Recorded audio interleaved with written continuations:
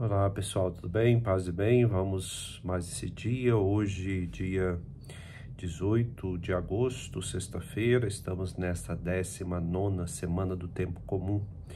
Primeira leitura do livro de Josué, capítulo 26, do versículo 1 ao 13.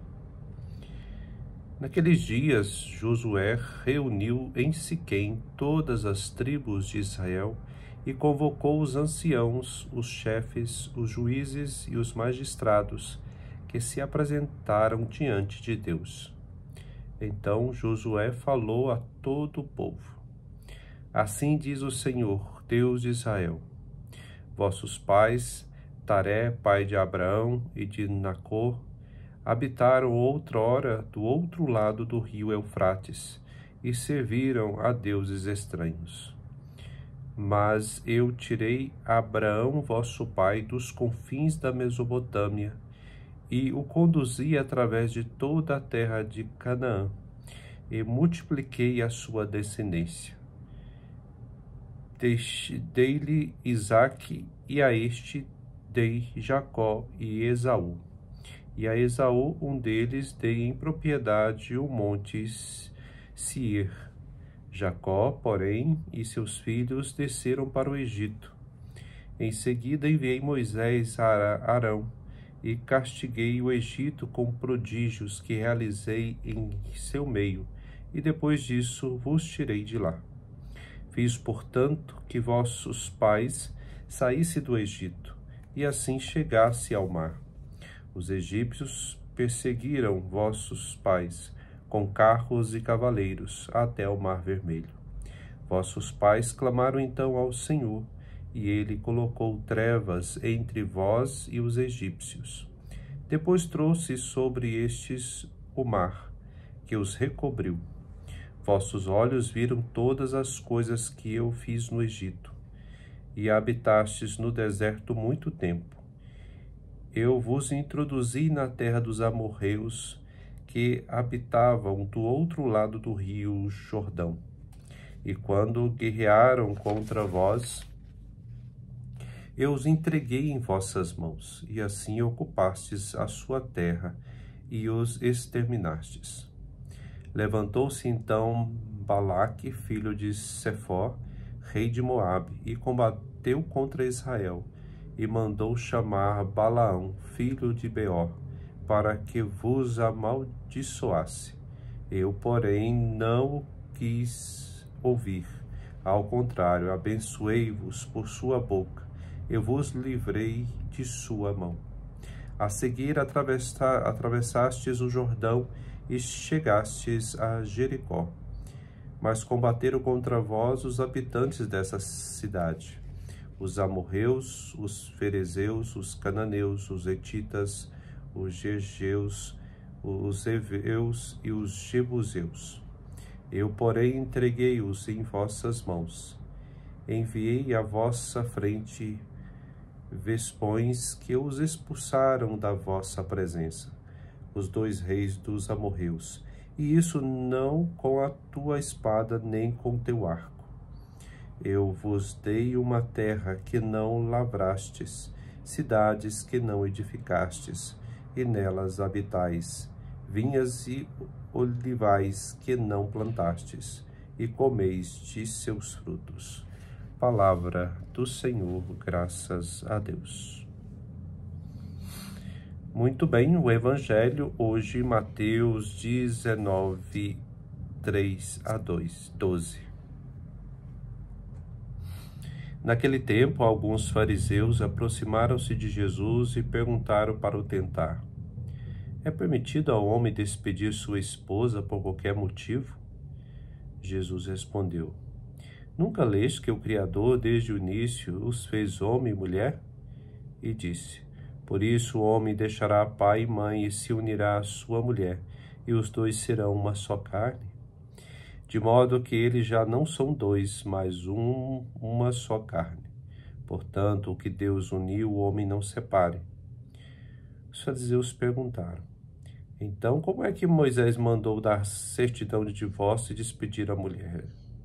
Jesus respondeu: Moisés permitiu despedir a mulher por causa da dureza do vosso coração. Mas não foi assim desde o início. Por isso eu vos digo, quem despedir sua mulher, a não ser em caso de união ilegítima, e se casar com outra, comete adultério. Os discípulos disseram a Jesus: se a situação do homem com a mulher é assim, não vale a pena casar-se. Jesus respondeu: nem todos são capazes de entender isto, a não ser aqueles a quem é concedido.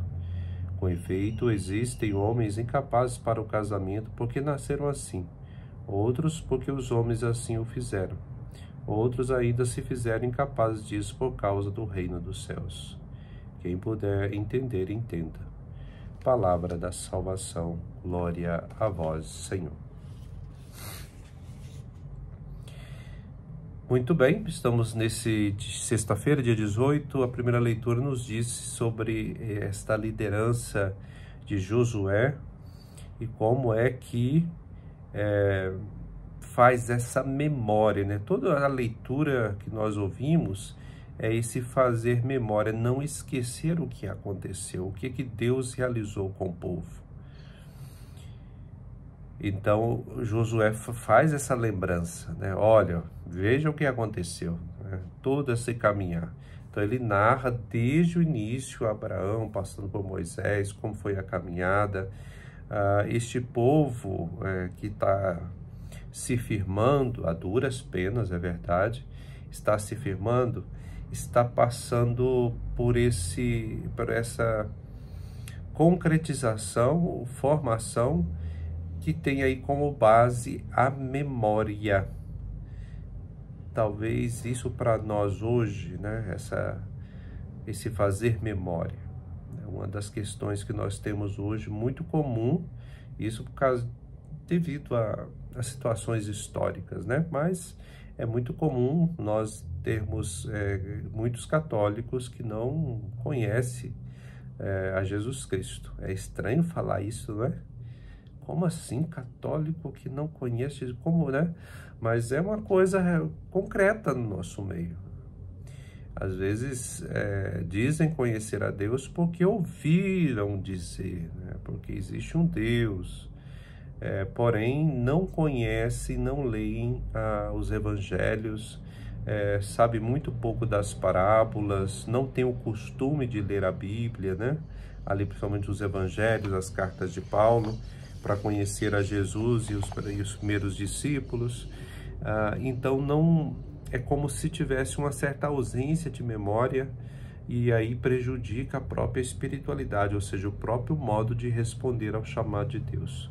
Como eu vou responder àquele que não conheço? Isso é bem sério. Como eu vou responder àquele que eu não conheço? Eu só ouvi dizer, né? Não, porque eu vou para a igreja, mas como é isso mesmo na concretude da vida, né? Como que isso se dá no seu dia a dia, né? No nosso dia a dia? Existe uma meditação da palavra? Existe um meditar alguma parábola, por exemplo, vou meditar hoje como que Jesus relacionava com as pessoas fraternalmente, né? Você pode fazer, estou aqui tirando uma ideia, né? Pode também ser meditar a compaixão que Jesus tinha com as pessoas. Como eu fazer essa meditação se eu não conheço, né? Então é preciso ir às fontes, é preciso ler a palavra de Deus. No Evangelho nós lembramos de uma coisa que acontecia muito, né, naquele tempo, que as mulheres eram como que objeto, propriedade dos homens. Então o homem podia despedir a sua mulher simplesmente porque ele, né, vamos dizer assim, dava na telha dele, ele despedia. Então, o que acontece? Acontece que essas mulheres despedidas não tinham outro recurso, né? Ninguém as queria para casar ou para assumi-las, né? Dificilmente. Então, o caminho delas nesse período era ou pedir esmola ou a prostituição, ou os dois ao mesmo tempo. Então, a situação da mulher era muito complicada, né? Muito delicada, não era tratada como gente. É lógico que nós temos ainda resquícios dessas mentalidades, né, entre nós, né?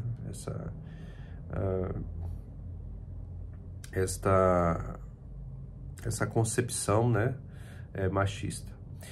Mas nesse tempo a situação era bem grave, a situação em que a mulher era tratada como objeto, e Jesus chama aí a atenção, né? Peraí, não é assim, né?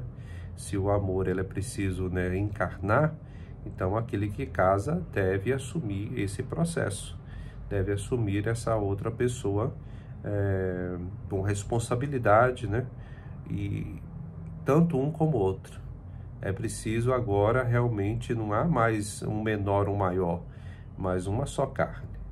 Então é isso que a gente precisa compreender, que não é simplesmente, não é simplesmente, né,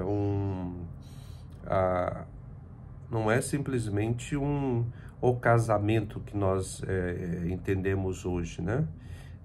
Não é simplesmente isto, mas é a responsabilidade dos dois, um com o outro, e que nenhum é objeto do outro, porque é fundado no amor. Então, aquele tempo, o povo era de cabeça dura, não compreendia, não sabia, mas agora passou esse tempo, não é mais assim, né? Acabou, passou. Então, o fundamento de tudo isso é possível, se a gente lembrar aí da primeira leitura novamente, a necessidade da gente retomar a caminhada de Deus com o povo, do povo com Deus, da igreja com Deus, Deus com a humanidade. Isso é possível quando nós relemos, olhamos e vivemos isso hoje. Então, que você possa meditar bem, eu sempre falo, é necessário você meditar, né? Que você possa reler isto, talvez tirar um pouco assim da cabeça. Às vezes a gente já está tão condicionado a ler a palavra, sempre porque alguém me diz que é só assim. Não. O que essa palavra diz para mim? O que ela diz para a minha comunidade? O que diz para o nosso tempo, né? Então faça esse tipo de meditação, cada um na sua experiência, tá bom? Que o Senhor esteja convosco. O Senhor vos abençoe, Ele que é o Pai, o Filho e o Espírito Santo. Amém. Tchau, com Deus.